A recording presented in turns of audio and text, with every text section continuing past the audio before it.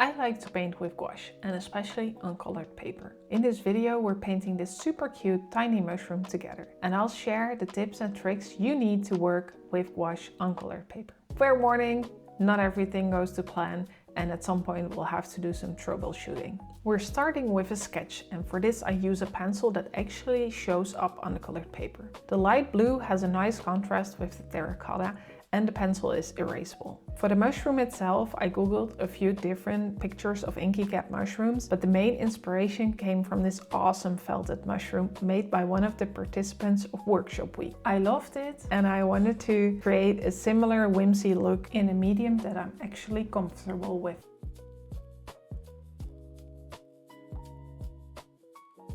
Once the sketch is done, it's time for the first base layer. With gouache, you generally work from thin layers to thicker layers. So the first layer is more of a watery aquarelle consistency, and you build it up from there. You can see me going back and forth here, getting that thin base coat in. I usually try to make the first layer a bit darker so that the highlights that come later can be nice and thick and really pop.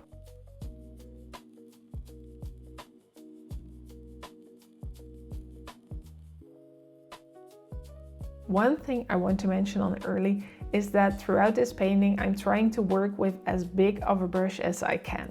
Even though the piece is smaller than I usually do for gouache, I try to keep my brush as big as possible because it keeps things loose. You're less likely to get stuck in this perfectionistic mindset of doing the right thing in the right moment, especially early on in the painting. Imperfection is completely fine. So don't feel like you need to reach for a tiny brush when you're making a small painting. Something else to be aware of is, especially with a darker colored paper, it will show through the thinner, more transparent layers of gouache. This is not a problem. It's something that you can embrace and use to your advantage. And with the thicker layers, the transparency will reduce.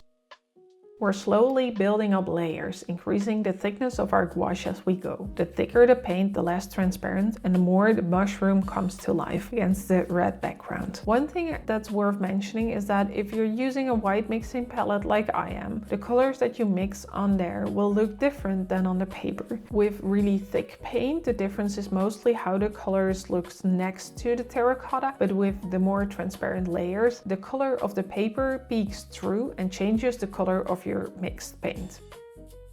Remember that I said there would be trouble? Well, here it starts. If you're painting along, just skip this part where I paint the leaves. We will replace them later. With the base layer complete, we're increasing the opacity of our paint by decreasing the amount of water we add to it. We're now moving on to our smaller brush to start working on the rough details.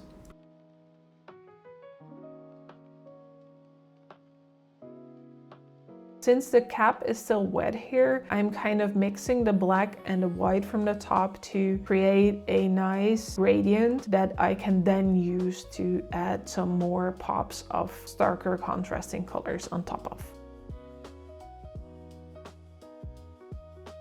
With the layers drying, the final color shows up. With the transparency of the paint, it's sometimes hard to see what it will actually look like when it's dry. And here I'm not really happy with how transparent the cap still is. So we're adding another layer of thicker paint. This way the cap starts to pop against the background.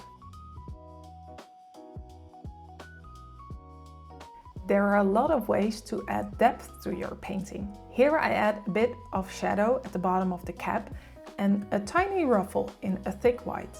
I'm playing with contrast. The next thing I do is play with texture. By adding roughness instead of smooth strokes, we're giving our mushroom more depth.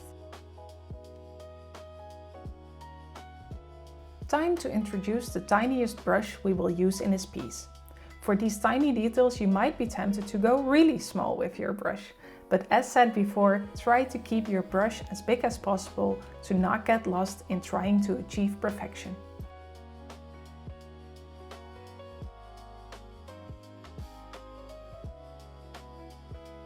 In the reference photos, we can see that there's a structure on top of the cap. And to get that structure, I'm not gonna paint them individually. I'm gonna use a dry brush technique. You make your brush as dry as you can, load it up with a thick consistency of paint, and that gives you a rougher texture.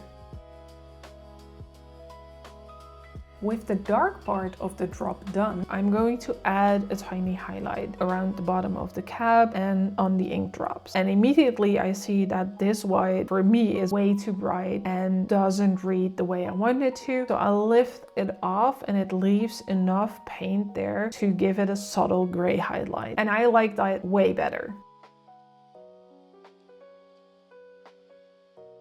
I'm trying to save the leaves here by adding a bit more color and a transition to the orange, but the problem is that the orange and the terracotta are just too close in tone. Although it looked nice on the reference photo, it's not gonna look nice here. There's not enough contrast for it to pop. So instead of fighting it, I'm reactivating the gouache with a little bit of water and lift off as much of the color of the paper as I can. If you do this subtly, the paper can absolutely handle this. The plan is to replace the leaves with a bit of moss, and I want a green that really pops. First, I mix a earthy base layer with the ultramarine blue and the ochre yellow. Since the moss is a really vibrant green, I decide to grab the green straight from the tube with a little bit of primary yellow to mix a vibrant forest green. Because green and red are complementary colors on the color wheel, the vibrant moss green pops against the terracotta background.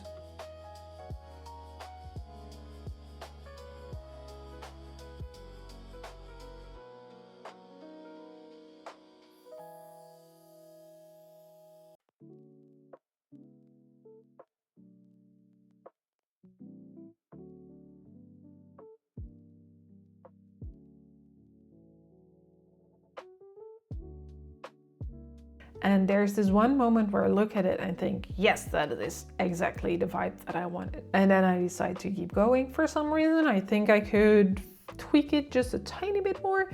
And with gouache, you can. Like, it's not a real big problem. The painting is not ruined. You can always go over it.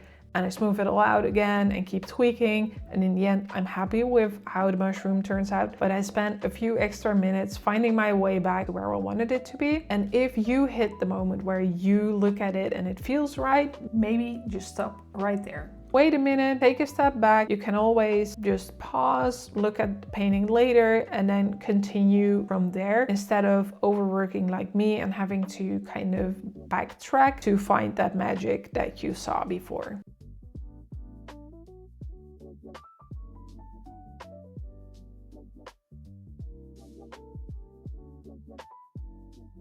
As the last touch, we erase the pencil lines and we can remove that tiny bit that still showed up next to the cap. And then we're done. And here it is, this tiny little whimsical mushroom on terracotta paper. I'm really happy with how it turned out, especially the ink drops and the pop of green moss at the bottom. It's a small painting, but it has a lot going on. I hope this video gave you some useful tips on how to paint with gouache. If you, like me, started with watercolor, painting thicker layers can be challenging. However, being able to paint on such colorful paper is definitely worth it, and I hope you're inspired to try it too. It means a lot to me if you leave a like, a comment, and subscribe. Have a creative day.